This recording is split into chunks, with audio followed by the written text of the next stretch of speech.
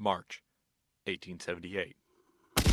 Fireworks streak through the night sky. Revelers in exotic costumes parade through the streets.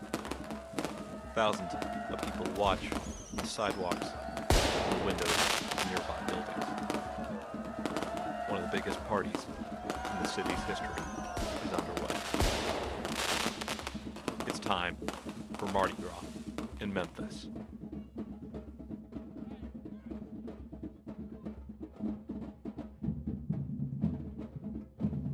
Virtually forgotten today, the Bluff City's Mardi Gras celebrations once rivaled those in New Orleans, drawing crowds of up to 40,000 to the city.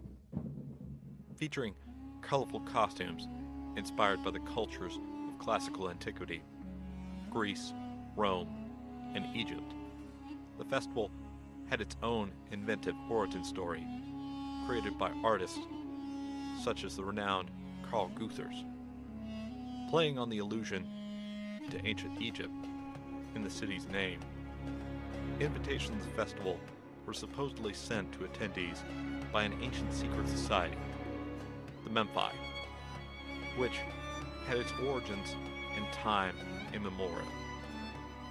In fact, the celebrations along the American Nile were the brainchild of local businessmen, such as David Haddon and Colton Green, who wanted to boost the city's economy in the wake of the Civil War. The festivities, which began in 1872, coincided with a period of enormous economic expansion for the city, with the city's population doubling from its pre-war high.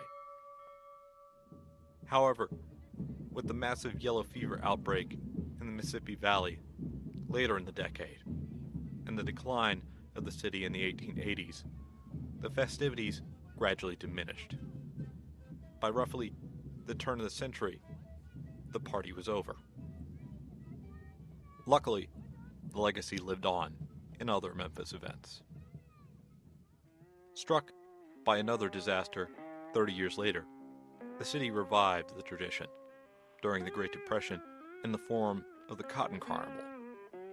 Relying on some of the same ideas, the new festival became one of the biggest parties in the South, remaining part of the Memphis landscape to this day.